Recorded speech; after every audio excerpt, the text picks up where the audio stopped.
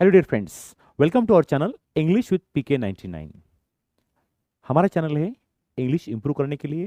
Because if English is perfect, personality will be perfect. If English is perfect, of course career will be perfect. And if English is perfect, of course confidence will be perfect. इसलिए हमें English आना चाहिए, specially college students, school kids and office employees, actually for everyone. लेकिन आज के video में देखेंगे कि क्वेश्चन कैसा पूछना चाहिए इंग्लिश में। आपने देखे होंगे सम पीपल आस्क क्वेश्चन लेकिन उसका रिदम नहीं होता, करेक्ट फॉर्मूला नहीं होता, and it cast very bad impression. And that's why today we are going to study और miss go through how to ask proper question with proper structure. आपने बहुत बार सुना होगा some people ask very irrelevant question और away from any proper format और structure. For example, how you come, गलत है। How you go, how you pass, how you manage, no. Actually there is a proper format, there is a proper formula to ask question. आज के video में देखेंगे कि actually English बात करते वक्त क्वेश्चन सामने वाले को कैसा पूछना चाहिए, उसका फॉर्मेट क्या होता है, उसका स्ट्रक्चर क्या होता है। बिकॉज व्हाट हैपन, 10 में से ठीक है, 10 में से 8 लोगों को समझता नहीं, लेकिन 2 लोगों तो समझता है। तो इसका मतलब क्या है कि when you use wrong structure, you know it cast very bad impression. And that's why we have to be careful while asking question, may be in communication और मे बी इन ऑफिस और may be anywhere.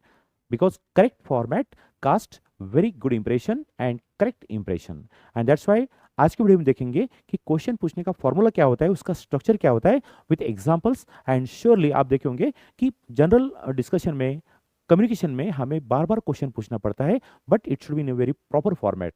Let's see now. So video का title है how to ask question in English with proper structure and proper format. I am going to the next screen now. So this the first screen. Look at that. Question पूछने का right formula है WH word लीजिए पहले, बाद में helping verb, बाद में subject plus main verb. This the correct format for asking question. My dear students, my dear friends, आपको ये फॉर्मूला यूज करना पड़ेगा क्वेश्चन पूछते वक्त। For example, why will they trouble me, WH word, helping verb, subject plus main verb. Correct. ऐसा आप पूछ नहीं सकते why they trouble me, no, WH के बाद हेल्पिंग वर्ब आना चाहिए। WH word, helping verb, subject plus main verb.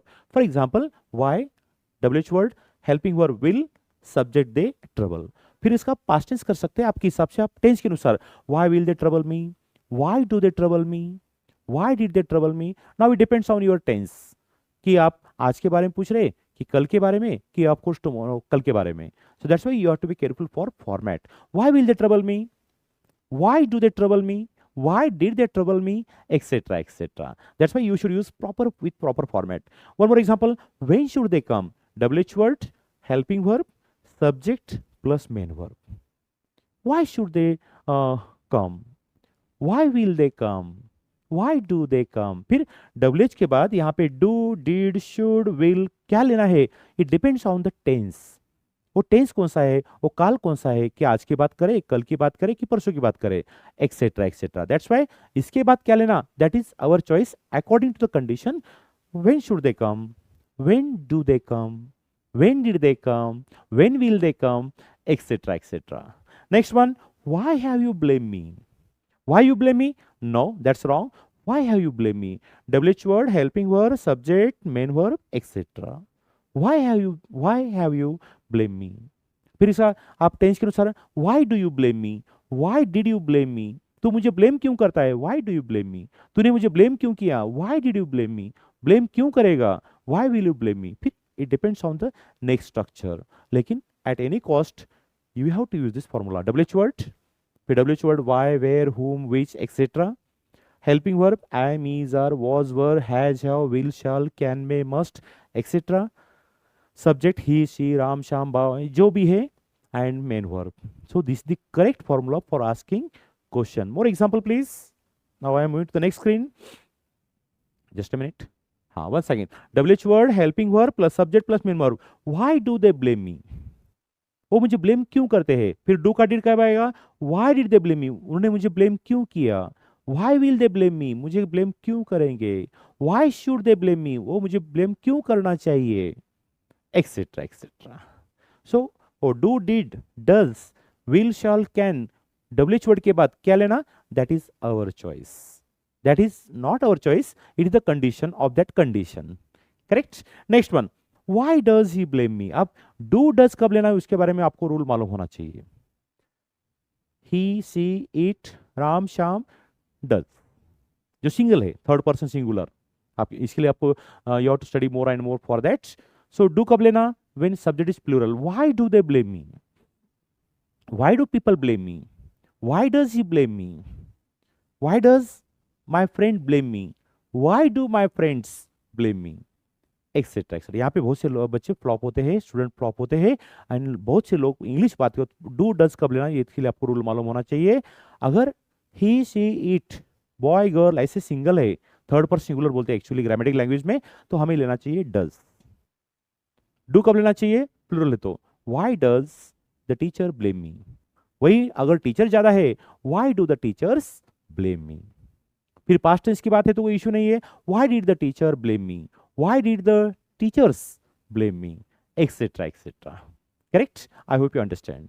Next one more example. अब ये यहां पे देखो, whom do they blame, correct. वही बात, whom does he blame, यहां पे दे रहने के कारण डू आ गया, और यहां पे he, she, it सिंगल आया तो डज लेना चाहिए।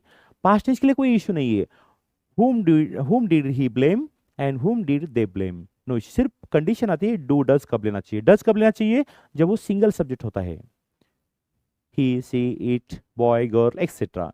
और डू कब लेना चाहिए, बॉयज, गर्ल्स, दे एक्सेट्रा, उस टाइम लेना चाहिए। Next one, whom will you blame, अभी पास्ट टेंस की बात है, that's why I told you WH के बाद डू डज लेना, डिड लेना, विल शैल लेना, that depends on the condition, that depends on the tense, correct. Next one, how will you manage, now I will move this side, how will you manage, how do you manage, how did you manage, ये बात समझनी चाहिए कि आप कौन सी बात करें।